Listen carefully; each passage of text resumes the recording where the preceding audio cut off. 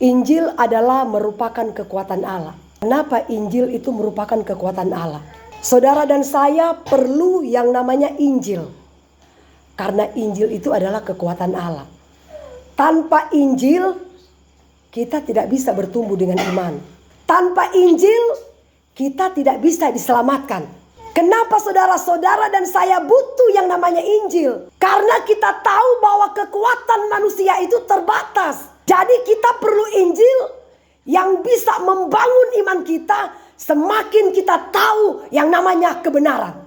Karena firman Tuhan berkata, Injil merupakan kekuatan daripada Allah.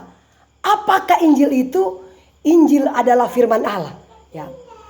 Tuhan katakan begini, firman Allah itu bagaikan pedang bermata dua. Ketika dia datang menusuk amat dalam, memisahkan jiwa dan roh. Terkadang sakit saudara. Ketika firman itu datang, hati ini seperti dicabik-cabik. Tapi Alkitab katakan, firman Allah bermanfaat, mengajar, menyatakan kesalahan. Kalau firman datang untuk menegur, terima kasih Tuhan, itu untuk saya. Baru kita menjadi gereja yang dewasa. Kalau kita gereja kanak-kanak, pasti datang firman keras. Waduh, lihat aja, besok saya tidak mau sembahyang. Itu baru bilang gereja kanak-kanak.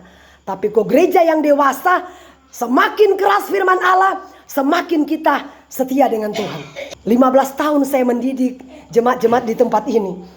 Saya percaya saudara sudah cukup dewasa untuk kita menelan firman yang keras. Kecuali mungkin baru kemarin berjemaat, oh wajar-wajar saja dia masih perlu bubur. Tapi kalau kita sudah bertahun-tahun diajar, dididik firman yang keras, tetap kita berdiri teguh. Karena sekarang adalah masa-masa penyaringan, masa-masa pemurnian. Karena Alkitab katakan yang pertama-tama kali dihakimi bukan orang luar, tapi orang di dalam. Kita yang sudah mengenal kebenaran. Saya memberitakan Injil, kalau datang firman yang keras, bukan karena saya tidak mengasihi jemaat. Justru karena saya mengasihi. Firman Tuhan katakan begini, barang siapa ku kasihi, ku tegur dan ku hajar. Tegur lewat apa? Firman Allah. Kalau firman juga tidak mempan, pasti ada hajaran dari Tuhan. Saya dengan suamiku memang terkenal hamba Tuhan yang keras. Dan kami gak bisa merubah saudara. Apa yang sudah Tuhan taruh dalam hidup kami, gak bisa kami rubah. Meskipun ada yang katakan, Ibu Pendeta jangan terlalu keras berkhotbah. Oh gak bisa.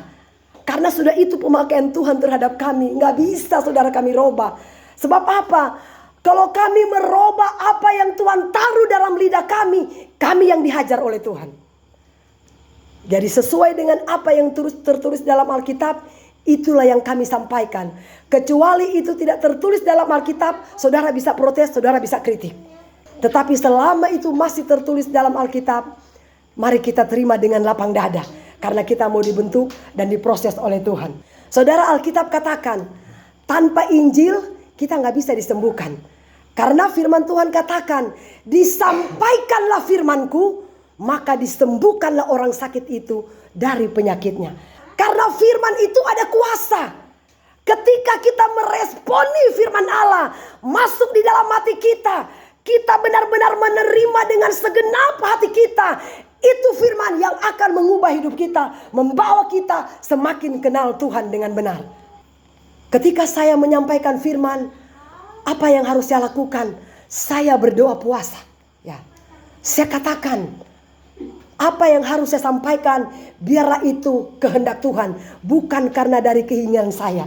Ya, untuk membawa hidup jemaat semakin bertumbuh dewasa di dalam Tuhan. Jangan pernah mudah tersinggung kalau firman Tuhan datang dengan keras. Jangan saudara. Karena itu kanak-kanak rohani. Kalau kita mau dewasa rohani, firman Tuhan katakan, kalau kita kanak-kanak rohani, kasih dia bubur. Kalau mau dewasa rohani, kasih dia makanan keras. Kalau kita bubur, kita gak akan pernah dewasa. Kita akan tetap anak-anak terus. Gak mungkin ini anak ini sudah besar, masih kita kasih bubur, tidak mungkin. Harus dikasih makanan keras supaya kita bertumbuh dewasa. Melato katakan begini, Mungkin ada ribuan orang yang mendengarkan khotbah saya, ada 90% yang maki-maki saya. Itu wajar. Kami hamba Tuhan wajar dimaki karena firman Allah. Nggak apa-apa. Yesus aja ditolak. Yesus aja dimaki-maki, diludahin karena kebenaran. Itu memang resiko hamba Tuhan. Nggak masalah. Makanya hamba Tuhan harus punya mental baja. Kalau kita tidak punya mental baja, susah. Injil itu sangat penting dalam hidup kita. Belajar kita baca Alkitab, simak baik-baik, biar iman kita bertumbuh. Semakin hari, semakin dewasa, dan semakin cinta Tuhan.